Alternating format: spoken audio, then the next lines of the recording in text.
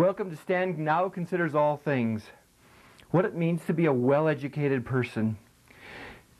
Suppose you decided never to open your eyes when you were born and kept them shut. Suppose you had decided never to walk when you were about 1 year old. Your decision, you decide, not for me.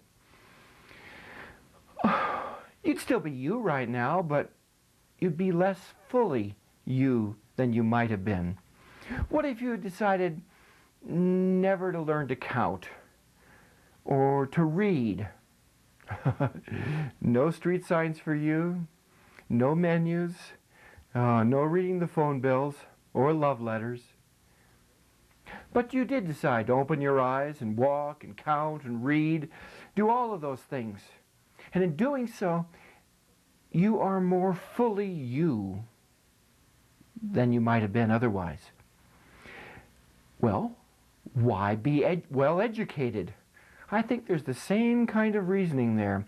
Why go and hear the great pieces of music, the truly involving plays, read the great texts, see great art? Why? Because each one makes you more fully who you could be.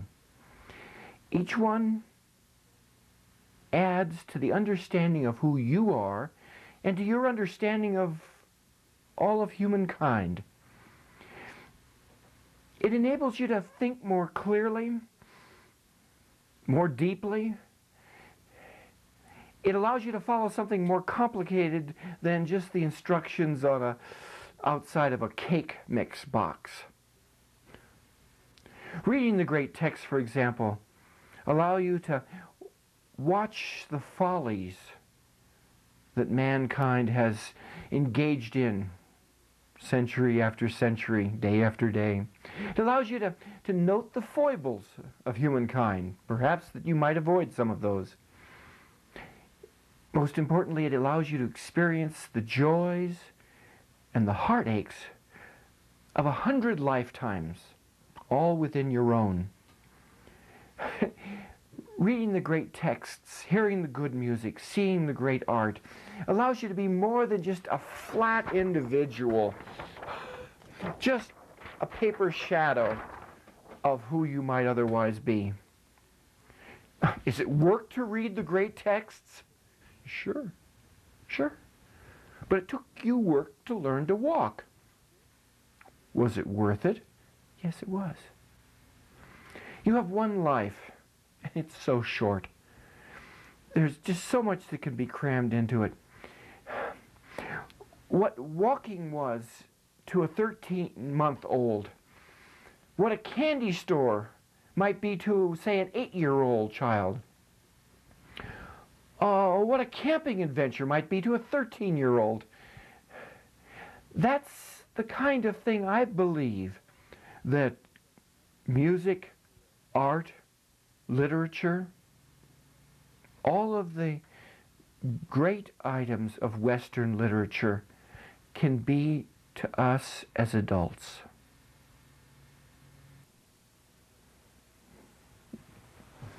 History can be one of the deadliest subjects in school.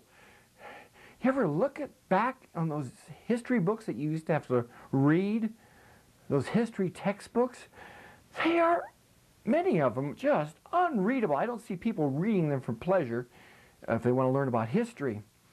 Those history textbooks that are in the government schools look like they were written by a committee, and they had to satisfy this group and that group, and you got to mention this and you got to mention that, all over the place.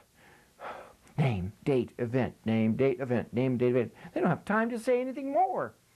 No wonder history is not one of the favorite subjects of many people in high school or in college. Let's pick and look at a fun, real, significant piece of history. I'm going to go back to the Dark Ages, to the age of feudalism, where much of the land in Europe was divided into fiefs, F-I-E-F, a piece of land that had an obligation to the Lord who owned the land in the surrounding territory. The fief, that word has the same root, and feudalism comes from the word fief. What happened that created the Dark Ages and feudalism was a kind of breakdown, a loss of the central authority. Why did it happen? Well, at least in part, and many great historical things have more than one root, but for a significant part, it was due to a little piece of leather that created feudalism in the Dark Ages. A little piece of leather that was attached to saddles. It was an invention about 1,500 years ago, the stirrup, in which you put your feet when you get on a horse or when you ride. All right, you got your man in armor on the horse. Oh, it is heavy. And front and backwards, he's got the pommel, and then the thing in back, which is the C-A-N-T-L-E, the cantle, the hind part of the saddle. And his forward and back motion was pretty secure. He was steady that way. But without stirrups, he had no lateral stability. Someone comes along with a nice little bone here, and he hits them from the side. And that's what would happen. He would get knocked off his horsey. The authors of the book, The Great Reckoning, said that, talking about the stirrup, that it changed history, probably more to alter political institutions than any politician that ever lived. Wow. In those days, few people owned horses, and armor was expensive. You couldn't put it on your Visa or MasterCard. But with the advent of the invention of the stirrup, an armored, well-trained man on horseback, one of those could wipe out zillions of infantry, the men on the ground, right and left, and power became concentrated in those few people. Historian William H. McNeill wrote that whenever this superior force came to rest in the hands of a few elaborately equipped and trained individuals, it became difficult for the central authorities to prevent such persons from intercepting most of the agricultural surplus and consuming it locally. Feudalism was the result. End quote. Historian Carroll Quigley, all power had become local, private, and dispersed in what we now know as feudalism. The European Dark Ages had arrived. A piece of leather! More important than any politician who ever lived in terms of political institutions. Did you ever wonder why you never heard about it in those schools you attended?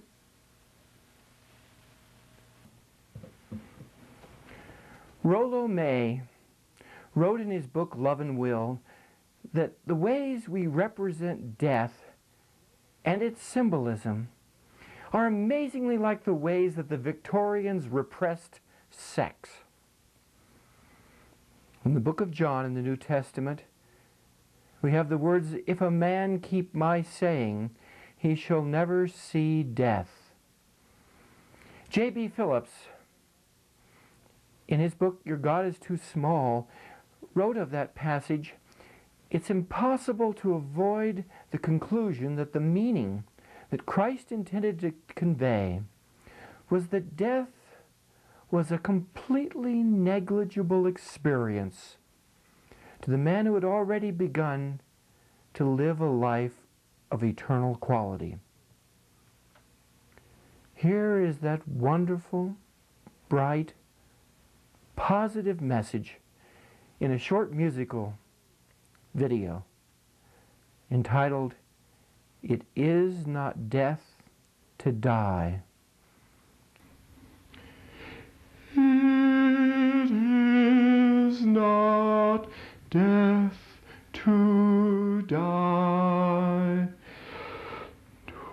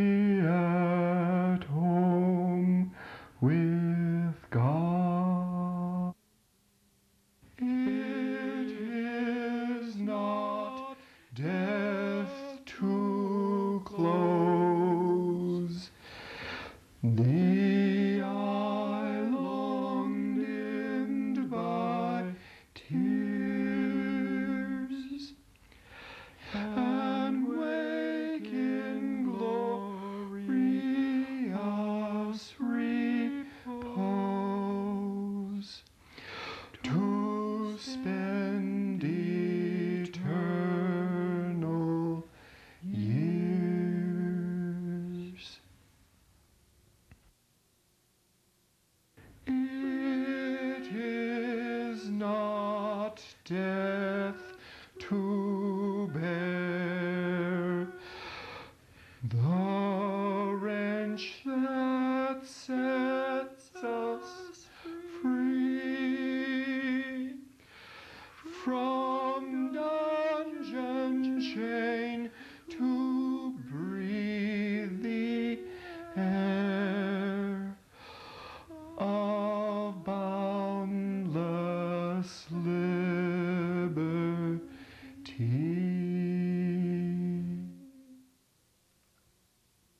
It is not death to fling aside this sinful dust and rise on strong, exalting wing to live among the just. Jesus, thou Prince of Life, thy chosen cannot die. Like thee they conquer in the strife to reign with thee on high.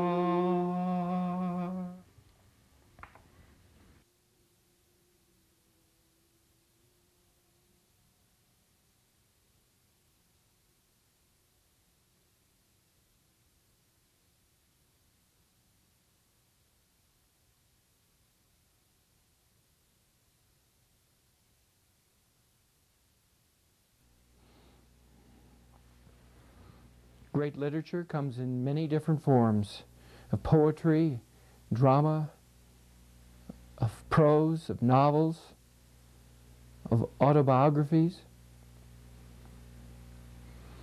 I want to read today a very short poem by Emily Dickinson, who lived in the mid-1800s. If I can stop one heart from breaking, I shall not live in vain. If I can ease one life the aching, or cool one pain, or help one fainting robin unto its nest again, I shall not live in vain. Oh. Oh.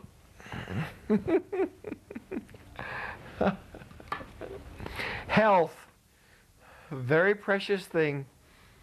You hardly notice it when you have it, but when you don't, you notice it a lot. One of the things necessary for health is what I'll call a joy of puttering. Putter, putter, putter, putter. It's just, to aimlessly, leisurely do stuff, even ineffectively do things. That's a part of being healthy, is to be able to do that. Abraham Maslow mentioned once that no textbook in American psychology seems to devote a chapter to puttering. And he considered that a loss. And Somerset Maugham said once that the only the mediocre person is always at their best. Puttering. I as a mathematician and as a driven person, I'm not good at puttering. I have a rose garden out in the south side of my house. I have 143 roses that I've planted. It's not quite puttering if you're going to know how many and do that. So I'm not good at those things. I'm tempted to say, here are the 5 steps to learning how to putter. That would be silly. That'd be like talking about a full-length bikini. That doesn't fit. You don't do 5 steps to effective puttering. You putter. Ben Stein once wrote in a book called Bunkhouse Logic that I read years ago, and I wrote this one down. We as humans run a deadly race against time. We can find a watch on Opus here. In this primal struggle, we use our health, our peace of mind, our serenity. We use them up. In order to defeat the clock, we throw away the magnificence of life with both hands. It's true. How to putter, different people do it different ways. Sit down at a typewriter. I did this several years ago and play. And try the different keys and the rest. And once I did, I typed a whole bunch of lowercase i's and then backed up the typewriter and over the top of them typed asterisks, capitalized 8. Over the top of those. You know what you get? If the type font is right on your typewriter, you type little i's and asterisks right over the top of them in the same line, and you get little palm trees. They look so cute. One of the things I do when I try to putter, try to slow down, is I'll visit a local cemetery and walk the graves and read the names. I imagine the guy that can't putter. He would come back and say, "Stan, that doesn't work. You know, I didn't feel any more relaxed." I said, "What'd you do when you were at the cemetery?" And he would say to me, "Oh, I could really do it. I was able to clean up 7 tombstones and get the grass away from them every 10 minutes. I set a new cemetery record," he told me. Learn to putter. Relax. Good night.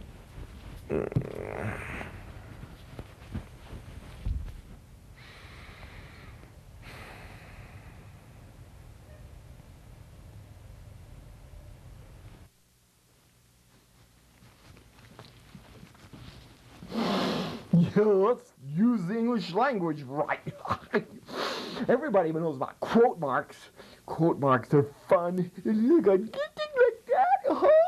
And you know what? You put them around. You put them around when somebody says a quote, and you put the little quote marks there.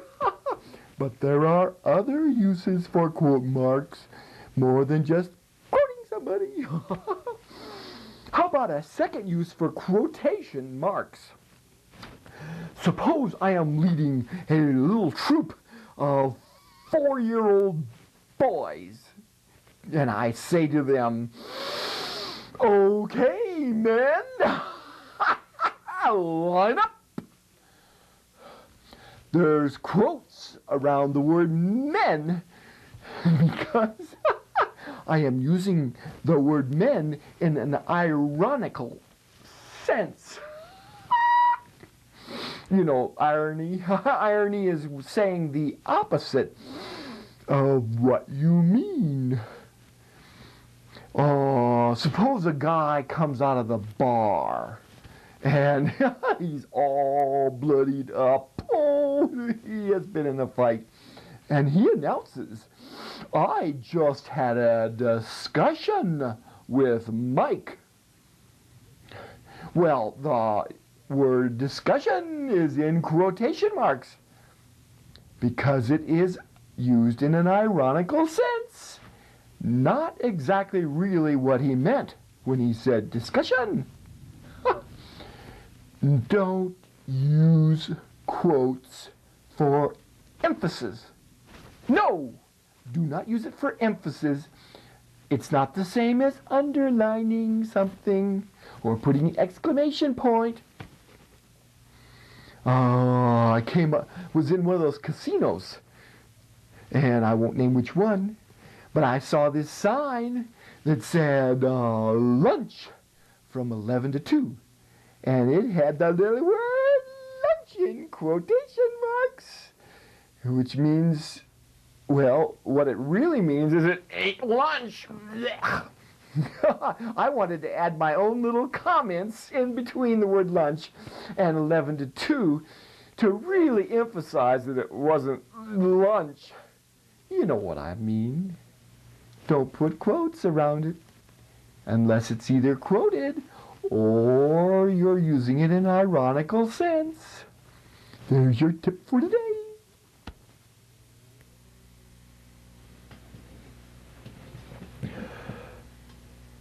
Why do the righteous suffer? That's the hard question for Christians. The 12-year-old girl with a bullet in her neck on the wrong street at the wrong time when the gangs were shooting it out. Frederick Buechner points out that Christian science solves this problem of evil by saying evil doesn't exist except in our mortal minds. Buddhism solves this problem in terms of reincarnation, saying that the innocent victim is really just getting paid back for what they did in a previous life. In the Bible, why do the righteous suffer is the theme of the book of Job, spelled J-O-B, Job.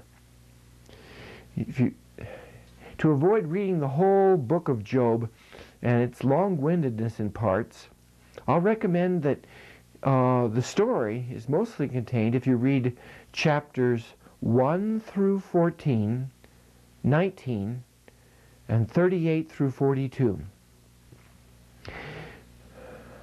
When the parents carry their 3-year-old child who has just been diagnosed with terminal bone cancer, when they carry that child into their Christian pastor's office and ask, why?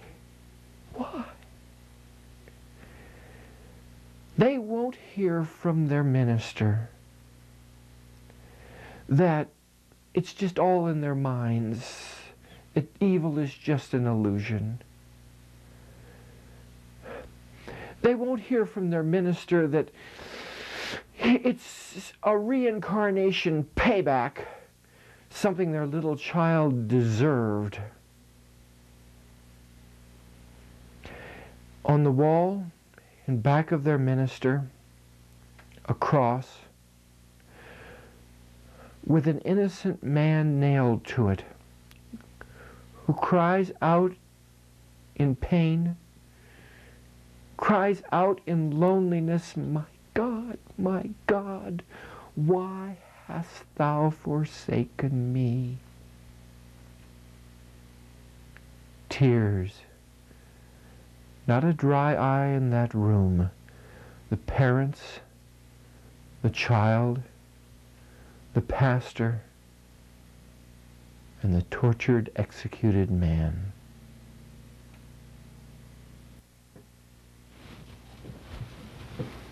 R.J. Rummel of the University of Hawaii has done some calculating. According to his figures, 35 million people have been killed by wars in this century. 35 million. Those that have been killed not in wars, but just by their own governments, is 119 million.